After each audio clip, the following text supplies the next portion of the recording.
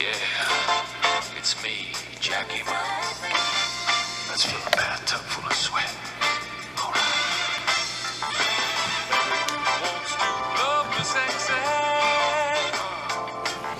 What's going on, everybody? Once again, we are Tankers Fantasy Football. We're coming at you with the part 2 of our running back rankings.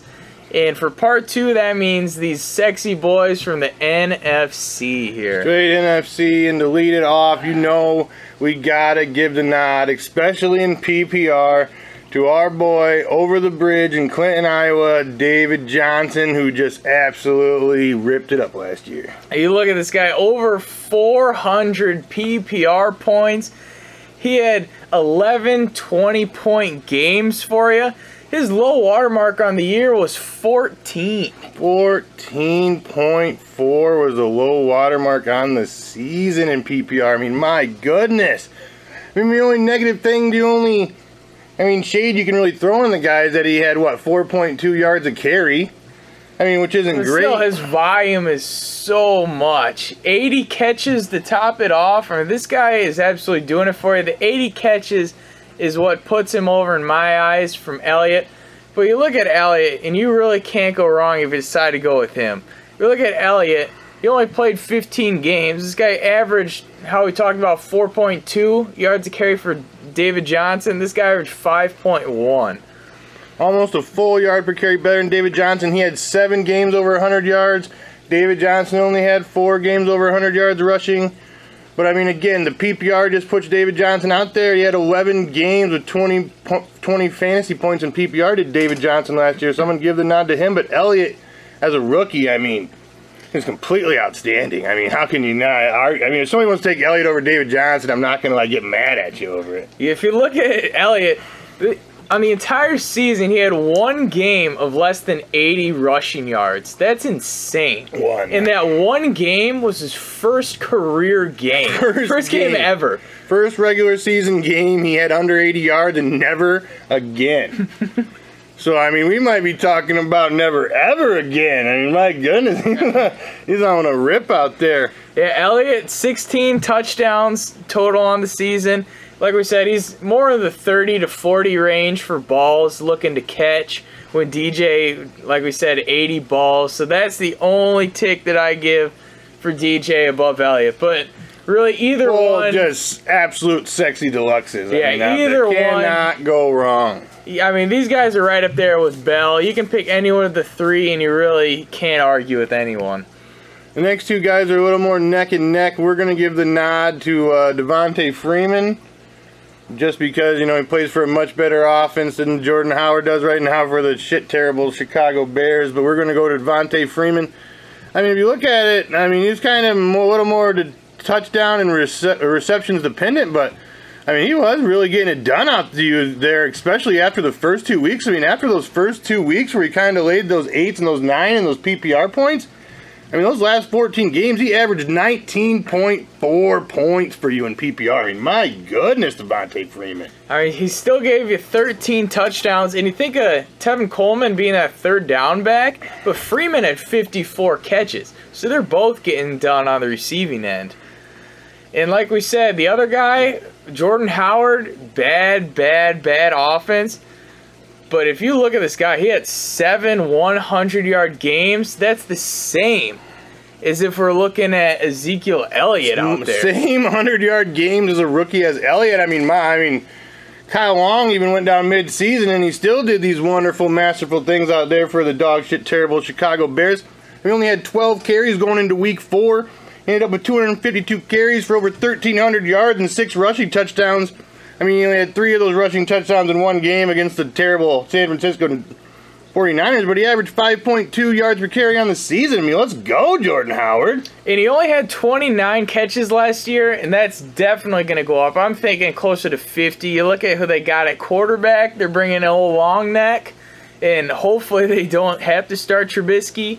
But there's going to be a lot of dump-offs going on. Receiver core is absolutely depleted. Looking at Cameron Meredith for the #1 guy. And besides that, Kevin White, is he the number 2? He's going to be everything the Bears have, though. I mean, my goodness. That's all they got.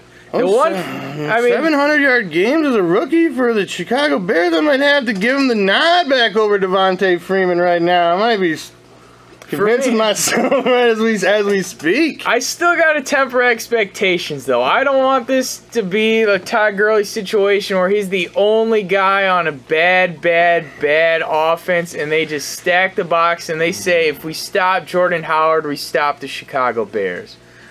That's the only thing that scares me. All right, after that, I think this guy really didn't show it in a heavy dose last year, but I'm really feeling the Ty Montgomery.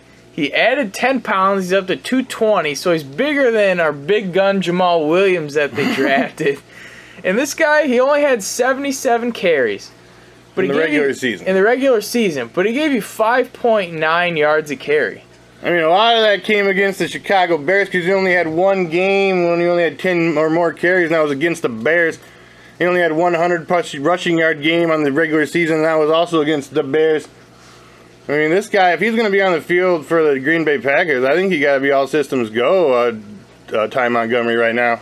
Yeah, they're officially shifting over to the running back, so I think he's definitely going to have more 10-plus carry games. He only had one last year. He had 2 games back-to-back, I'm pretty sure, of 11-catch games. So he's going to get you that PPR work. Oh, I think he really is out there. I mean, another guy that's going to get PPR work that we're going to also give the nod here is another rookie, and McCaffrey down there in Carolina. I don't really like Carolina running backs, but I mean, these guys in the NFC aren't really that sexy. And if we're going for straight up upside in the PPR realms, I think we're going to go McCaffrey here. And he said upside. This guy is about a boom bust. Is I think a guy you can draft at where he's going. He's looking, 4th, 5th round.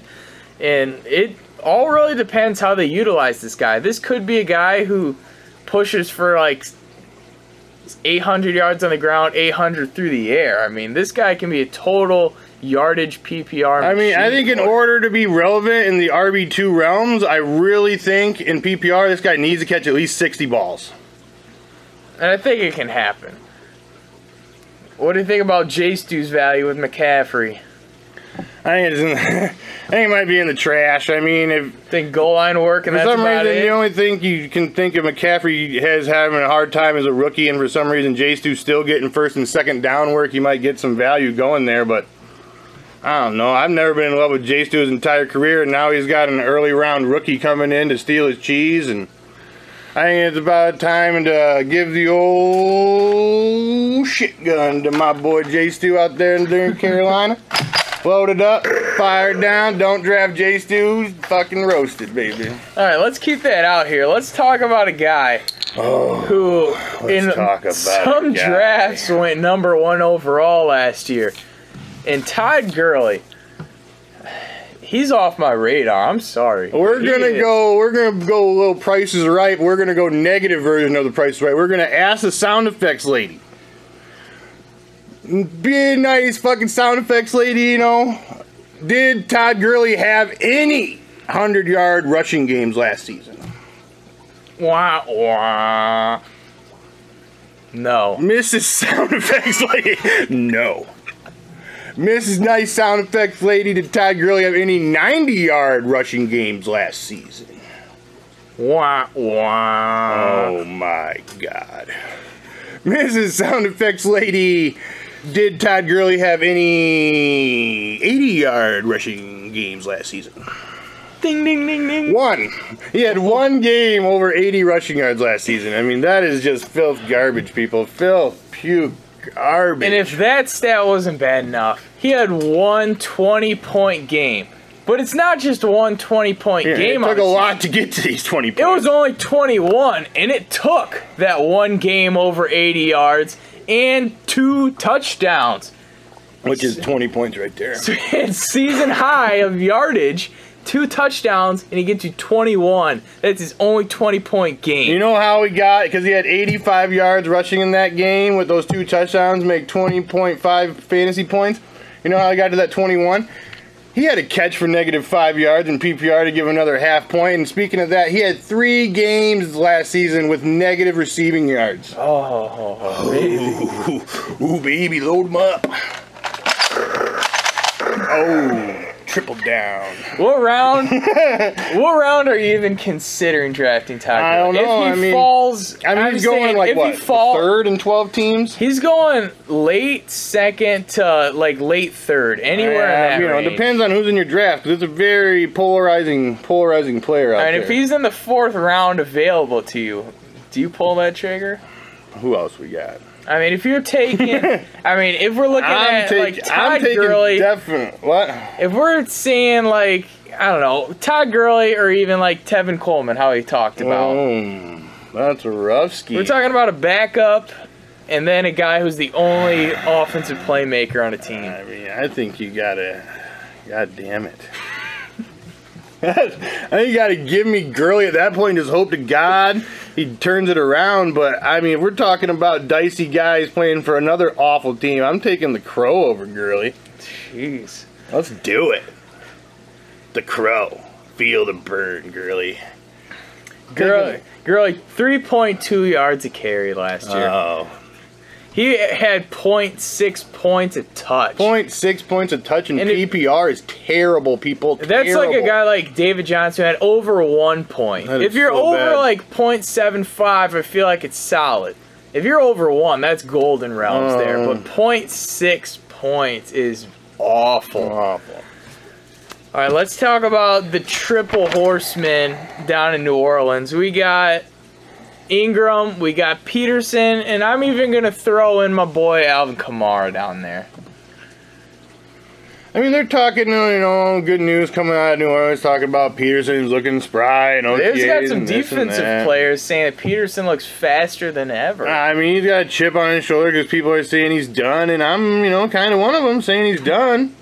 We kind of thought he was last year, and then... what round has he been going in? He's been going like 5th round range. 5th? I mean, that's decent value. And I mean, and if you can get your RB2 in the 5th with some upside... we're talking about... Are we talking give me Peterson over Gurley? I probably would. I mean, I think so. I mean, would you say Peterson the 5th or Gurley in the 3rd? I would wait on Peterson in the 5th. Definitely go Peterson in the 5th in that scenario. I mean, Ingram and Peterson are kind of going about the same range here. Kind of like their 5th round I don't know. range. I'm kind of a little afraid of Mark Ingram. I know he's going to catch balls, and that's why I think Kamara is kind of a dead issue unless one of these guys get injured, because I think Ingram's going to be catching those balls. I feel like if Ingram brought back the fantasy value of Tim Hightower, there's no way that Peterson and Kamara at least get a chance. Now, I'm not in love with the Peterson situation, but I feel like if you're going to get a guy in the New Orleans backfield, and this is a guy that you can get some great value, like 15th, 16th round, Alvin Kamara could have some upside down the stretch. Yeah, old 32-year-old Adrian Peterson, the wheels are kind of falling off. They fall off again. He's out. Mark Ingram, he's falling out of favor with coaching, so if that escalates, he might be out too. So and he's got health problems as well. Throwing a dart in the 15, 16 rounds, I mean, it's not like the worst thing you can do in a good offense like the New Orleans Saints. I mean, I'm all in on it. I really think Kamara could start off as like a 3rd down role in the early weeks here. I think him and Ingram will both get catches. I think his value come sooner rather than later. I don't think he'll be startable unless... he's definitely not startable. He's a guy that... Well, at least one of these dudes has to go down before you can... Exactly. He's a guy who has to have an injury happen to be truly fantasy relevant. All right, I'm going to get into some... we got some dicey cock chops and the dudes who are going to try and steal their sex. And they're going to... A lot of these dudes, they're going to succeed in the sex stealing. We talking about the 3 backs in New Orleans. How about the 3 backs going out on that West Coast in Seattle? So we're talking Cheeseburger Eddie, we're talking Thomas Rawls, and a little Procise in there. What's the draft position? We got 7th for Lacey. All right, he's been going 6th, 7th. 6th, 7th. We got 11th, 11th for Rawls and 13th, 14th for Procise. So I mean, give me the value of Rawls, I guess. I know besides that one playoff game, he really didn't do anything spectacular out there. I don't know. There's some rankings that have Rawls as the 3rd best running back. And for me, I think if Rawls is healthy, I think he's the best back in this backfield. He's shown in spurts that he's explosive. He can catch the ball. I mean, he can make guys miss too. He's a physical runner. I really think if he's healthy, he is the clear-cut #1 guy. And Prosise did look very sexy when he was kind of the guy there for a couple of weeks, though, when there was a bunch of the injuries and he was kind of left. Had that big long touchdown in there. And he went down too, but there's just not enough sample size for me to feel overly confident in Prosise, but he's definitely a guy that you should be targeting late. Yeah, he's a good dart. He's a decent dart throw out there. Next we got what? Carlos Hyde in San Francisco, falling out of favor with the coaching staff even. And the guy who's trying to steal his six, who Kyle Shanahan is pounding the table over in the draft room, talking about Joe Williams. The guy GM didn't even have him, Lynch didn't even have him on his draft board. There's some off-field concerns. I guess he quit football for a while and really wasn't into it. But Joe Williams put together last year in college. And Kyle Shanahan does have a pretty good track record with turning running backs into some pretty good players out there. Oh, for sure. I mean, if Kyle Shanahan loves Joe Williams, I do too. I'm all in on it. Did I even say Shanahan or Williams? Either way, we're talking Shanahan here. Yeah. Shanahan likes Williams, I do too. Put him in there. I mean, I'm a Carlos Hyde hater. Can't stay on the field, and he's just, I don't know. He's unsavory. He can't stay healthy. I mean, that's been the story his whole life here. Another guy can't stay healthy out there, Doug Martin. Can't stay off the drugs either, apparently. apparently. The drugs either. He says he's a better man. He's a better man. This might be the worst running back situation in the NFC. We're talking Doug Martin. We're talking day one starter Jacquizz Rodgers. We're talking Charles Sims. And then this 5th-round running back McNichols out there. McNichols. I don't even know. Oh my God. That sounds like a special teamer. If he makes the roster. They signed him, though. McNichols, officially signed. I mean, I don't even know how to fall even remotely in love with any of these guys. I feel like there's any value to anyone. It could be Jacquizz Rodgers in the first 3 weeks that Martin's injured. But either way, I think this is a team that's going to throw the ball. This is going to be the team that's going to throw 50 balls a game. That's gross. I mean, if you're running out there, if you're like, this is my style, I'm going to run Jackie Rodgers out for the first month of the season, I mean, what are you doing? Maybe you drafted some rookies and you want to wait and see, and you're getting Jacquizz Rodgers until Martin's back from suspension. Don't do it. I'm really not feeling anything Tampa Bay backfield. Yeah, no. I'm hating on everything Tampa Bay backfield. I think they're going to chuck it 50 times a game now. And I think Winston's going to be a top 10 quarterback. They drafted O.J. Howard. They brought in DJ along with Mike Evans, and they're going to huck it, chuck it football. That's why I love Jameis Winston as a late round flyer. Winston, top 10 quarterback. Book it down. Right down. It's happening. Next guy. Abdullah. Can't say on. No, he's gross. And Riddick. Abdullah played, what, 2 games last year? I feel like Abdullah and Riddick are pretty much the same guy anyway. But, I mean, I don't even know at this point. He's getting the spotlight. I mean, Riddick's going to give you some PPR value, so if you're into some flex plays and some deeper leagues, or if you're into just some, like, bye-week fillers, like you got an injury or two, you know. I mean, who they even got? They got some Zenner in there, too? I don't know. It's ridiculous. They're another team that's going to throw the ball 50 times. This guy, I like this dicey cock job. He's a dicey cock job. We got Diddy's trying to get through old man Jenkins. Hey, Diddy's. All right, Diddy's. Tell him about Paul Perkins and how we're down with that action. Diddy's likes Paul Perkins. And, I mean, giant running backs are, kind of in trash. Rashad Jennings is out of there. I mean, Paul Perkins is a clear-cut guy in the backfield. They say, I mean, He's pretty like his blocking. Blocking, his rushing, his passing. I mean, what else the fuck does he need to do? Loving all of that shit he does. I mean, he is excellent value. He's throwing flashes out there. He's got some speed. He's got some catching ability. And he is getting drafted ridiculously late. For a starting running back, he's getting no respect for a starting running back. Absolutely none. I mean, geez, they're taking dudes that aren't even like on They're talking like third stringers over this guy at this point. He's getting drafted in like the 9th, 10th round, Paul Perkins, and I'm feeling it. All right, we got some Fat Rob in Washington. Fat Rob. And I say our boy Perrine unseats him as early as potentially week 1. Oh. I think Perrine could be the week 1 starter. His sex early and often. They're both kind of going relatively same range. I don't think either one's really to fall in love with. They're a team that's very pass heavy, but I think Perrine could definitely show some value. Going into Philadelphia with Garrett Blunt.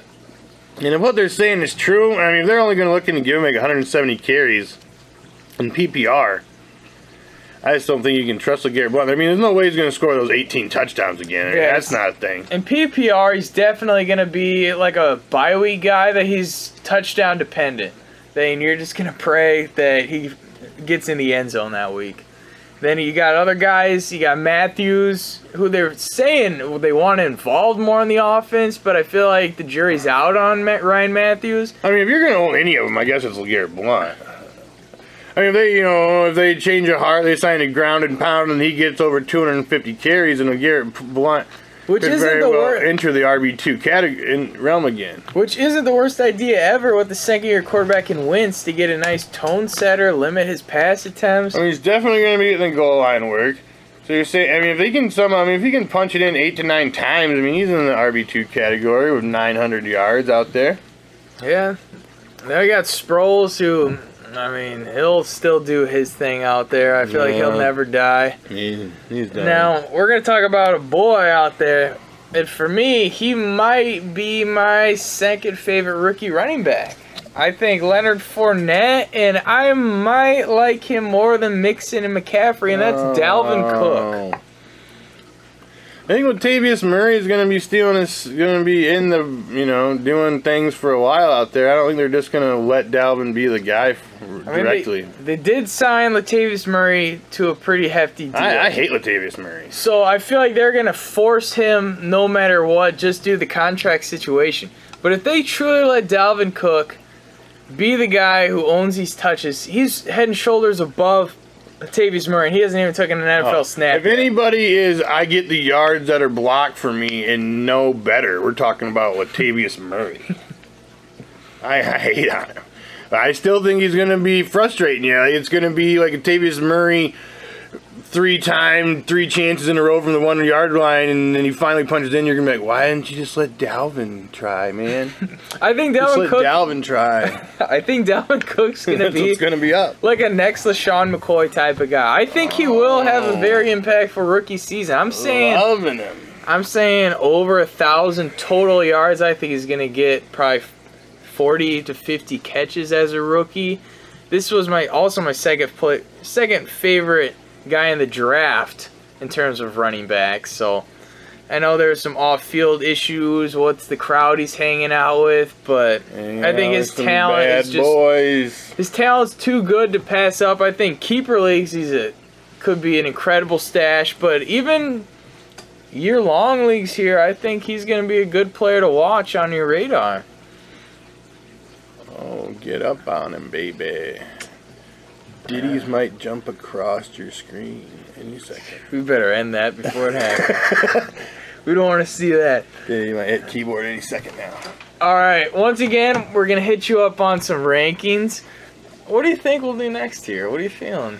I'm probably, hit the wide receivers, probably. We'll get the big name receivers out there. We'll probably split it up into part 1, part 2 again. Try to keep the videos a little shorter. I know they're getting closer to an hour there, and a few of those mock drafts are long, and we just try our damnedest to keep them under a half an hour for you guys. All right, once again, thank you so much for watching. You can subscribe below to the YouTube channel. You can check us out on the Twitter, the Instagram, the Facebook, whatever. I don't even know at this point what we're doing. Facebook's dead. It's dying. It's advertisements. Horse feathers. Thanks a lot for watching, though, and we'll be sure to catch you later.